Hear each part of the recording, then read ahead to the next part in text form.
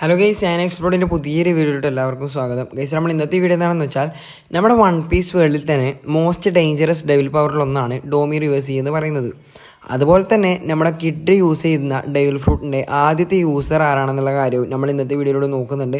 Video മുഴുവനായിട്ട് കാണാൻ ശ്രമിക്കുക. അതുപോലെ തന്നെ നമ്മുടെ ചാനൽ ആദ്യമായിട്ടാണെന്ന സുഹൃത്തുക്കളാണെങ്കിൽ ചാനൽ സബ്സ്ക്രൈബ് ചെയ്ത് സപ്പോർട്ട് ചെയ്യുക. അതുപോലെ തന്നെ ആനിമി ഇഷ്ടപ്പെടുന്ന സുഹൃത്തുക്കളിലേക്ക് ചാനൽ ഒന്ന് ഷെയർ ചെയ്ത് എത്തിച്ചു കൊടുക്കാൻ മറക്കരുത്.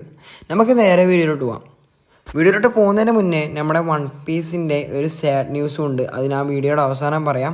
നമുക്കത് വീഡിയോയിലോട്ട് പോകാം. നമ്മുടെ വൺ പീസ് ലോകത്ത് ഏറ്റവും മിസ്റ്റീരിയസ് ആയി തോന്നിപ്പിക്കുന്ന ഒരു ഡെവിൽ പവറാണ് ഡോമി റിവേഴ്സി എന്ന് പറയുന്നത്. ഈ ഒരു ഡോമി റിവേഴ്സിയിൽ പെട്ടുപോകുന്ന ആൾക്കാരുടെ ആത്മാവിനെയും അതുപോലെ തന്നെ സ്വഭാവത്തെയും വിരോധ ദിശയിലേക്ക് മാറ്റുന്നൊരു എബിലിറ്റിയാണ് ഡോമി റിവേഴ്സി. അതായത് ഹ്യൂമൻസിൽ നിന്ന് ഡീമൺസിലേക്ക്. പക്ഷേ ഈ ഒരു എബിലിറ്റി എല്ലാ ഇടങ്ങളിൽ നിന്നൊന്നും വർക്കാവത്തില്ല. അതായത് തൻ്റെ എനിമിയുടെ ജന്മനാട്ടിൽ നിന്ന് മാത്രമേ ഈ ഒരു എബിലിറ്റി വർക്കാവത്തുള്ളൂ. അതായത് ഡോമി റിവേഴ്സി വർക്കാവത്തുള്ളൂ. എക്സാമ്പിളായിട്ട് പറയാനാണെങ്കിൽ നമ്മുടെ എൽബഫിലെ ജയൻസിനെ തന്നെ എടുത്ത് നോക്കാം. എൽബഫിലെ ജയൻസ് ഇമു ഡീമൺസ് ആക്കി മാറ്റിയത് അവരുടെ ജന്മനാട് എൽബഫ് ആയതുകൊണ്ടാണ്. ആ ഒരു ഇടത്തു നിന്നാണ് നമ്മുടെ ഇമു അവരെ ഡീമൺസ് ആക്കി മാറ്റിയത്.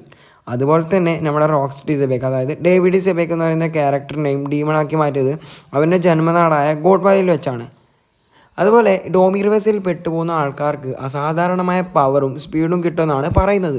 പക്ഷേ അവർക്ക് സ്വയം കൺട്രോൾ ഇല്ല എന്നുള്ള കാര്യം മാത്രം.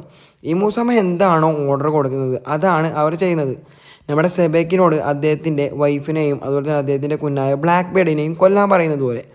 അതായത് ഇതിൻ്റെ ഫുൾ കൺട്രോളും ആ എബിലിറ്റി യൂസ് ചെയ്യുന്ന ആളുടെ നിയന്ത്രണത്തിലാണെന്ന് മാത്രം.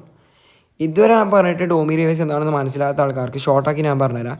എന്താണെന്ന് വെച്ചാൽ നമ്മുടെ സെബേക്ക് ഇപ്പോൾ ഹച്ചിനോസിലാണെന്ന് വിചാരിക്കുക. അതായത് ഗോഡ് വാലിയിലല്ല, ഹച്ചിനോസിലാണെന്ന് വിചാരിക്കുക. ഈ മൂസമ്മ ഈ ഒരു ഡോമി റിവേഴ്സി നമ്മുടെ സെബേക്കിന് നേരെ വെച്ചാൽ ഇത് ഒരിക്കലും വർക്കാവത്തില്ല. അതായത് നമ്മുടെ സെബേക്കിൻ്റെ ജന്മനാട് ഹച്ചിനോസ് അല്ല. ആ ഒരു കാരണം കൊണ്ടാണ് ഡോമി റിവേഴ്സ് വർക്കാവാത്തത്. അതായത് ഗോഡ് വാലിയിൽ വെച്ചായതുകൊണ്ട്, അതായത് ഗോഡ് വാലിയിലാണ് അദ്ദേഹം ജനിച്ചു വളർന്നത് കൊണ്ടാണ് അദ്ദേഹത്തിന് അവിടെ വെച്ച് ഡീമണായി മാറിയത്. ഈ ഒരു കാര്യമാണ് ഡോമി റിവേഴ്സി എന്ന് പറയുന്നത്. ഇനി നമുക്ക് ക്യാപ്റ്റൻ കിഡ് യൂസ് ചെയ്തിരുന്ന ജിക്കി നോമി അഥവാ മാഗ്നറ്റ് ഫ്രൂട്ടിൻ്റെ ആദ്യത്തെ കൺസ്യൂമർ ആരാന്ന് നോക്കാം. അതായത് നമ്മുടെ റോക്സ് പാരറ്റ്സിലെ ഒരു മെമ്പറായിരുന്ന ക്യാപ്റ്റൻ ജോൺ എന്ന് പറയുന്ന ഈ ഒരു ക്യാരക്ടറായിരുന്നു നമ്മുടെ ക്യാപ്റ്റൻ കിഡിൻ്റെ ജിക്കി നോമി എന്ന് പറയുന്ന ഡെവിൽ ഫ്രൂട്ടിൻ്റെ ആദ്യത്തെ കൺസ്യൂമർ. പിന്നീട് ഈ ഒരു ക്യാരക്ടറിൻ്റെ മരണത്തിന് ശേഷമാണ് നമ്മുടെ കിഡ് എന്ന് പറയുന്ന ക്യാരക്ടർ കൺസ്യൂം ചെയ്തിട്ടുണ്ടായത്. ഈ ഒരു കാര്യം നമ്മുടെ വൺ പീസിൻ്റെ ലേറ്റസ്റ്റ് ആയിട്ട് ഇറങ്ങിയ ചാപ്റ്ററിൽ റിവീൽ ആക്കിയിട്ടുമുണ്ട്. അതായത് ക്യാപ്റ്റൻ ജോൺ ഈ ഒരു ഡെവിൽ ഫ്രൂട്ടിൻ്റെ പവർ യൂസ് ചെയ്തതിന് ശേഷം അവിടെ, അതായത് ഗോഡ് വാലിയിലുണ്ടായിരുന്ന ട്രഷറൊക്കെ അദ്ദേഹത്തിൻ്റെ അടുക്കിലേക്ക് വരുന്നുണ്ട്. അതുപോലെ തന്നെ നമ്മുടെ സ്കോപ്പർ ഗബാൻ്റെ ആക്സ് അടക്കം അദ്ദേഹത്തിൽ നിന്ന് കൈവിട്ട് പോകാനടക്കം നോക്കിയിട്ടുണ്ട്. അതായത് ഈ ഒരു ക്യാരക്ടറാണ് നമ്മുടെ കിഡിൻ്റെ ഡെവിൽ ഫ്രൂട്ടിൻ്റെ ആദ്യത്തെ ഓർഡർ എന്ന് പറയുന്നത്. ഇനി ഞാൻ നേരത്തെ പറഞ്ഞ നമ്മുടെ വൺ പീസിൻ്റെ സാഡ് ന്യൂസ് എന്താണെന്ന് നോക്കിയാൽ നമ്മുടെ വൺ പീസ് വീണ്ടും ഒരു വലിയ ബ്രേക്കിലേക്ക് പോവാണ്. അതായത് 2026 തീരുമ്പോൾ നമുക്ക് വൺ പീസിൻ്റെ എപ്പിസോഡൊക്കെ കിട്ടുന്നത് വെറും 26 എപ്പിസോഡ്സ് ആയിരിക്കും. 2026 ജനുവരി തൊട്ട് 2026 മാർച്ച് വരെയാണ് ഈ ഒരു ബ്രേക്ക് എന്ന് പറയുന്നത്. ഏപ്രിലാണ് നമ്മുടെ എൽബഫ് ആർക്ക് സ്റ്റാർട്ട് ചെയ്യുന്നത്. അതായത് നമ്മുടെ എൽബഫ് ആർക്കിൻ്റെ ആനിമേഷൻസൊക്കെ അടിപൊളിയാക്കാനായിരിക്കണം ഈ ഒരു ബ്രേക്ക് എന്ന് പറയുന്നത്. അപ്പോൾ എൻ്റെ ഒരു വീഡിയോ ഇത്ര മാത്രമേ ഉള്ളൂ. വീഡിയോ ഇഷ്ടമായെങ്കിൽ ലൈക്ക് ചെയ്യുക, ചാനൽ സബ്സ്ക്രൈബ് ചെയ്ത് സപ്പോർട്ട് ചെയ്യുക. അതുപോലെ തന്നെ ആനിമി ഇഷ്ടപ്പെടുന്ന സുഹൃത്തുക്കളിലേക്ക് ചാനൽ ഒന്ന് ഷെയർ ചെയ്ത് എത്തിച്ചു കൊടുക്കാനും മറക്കരുത്.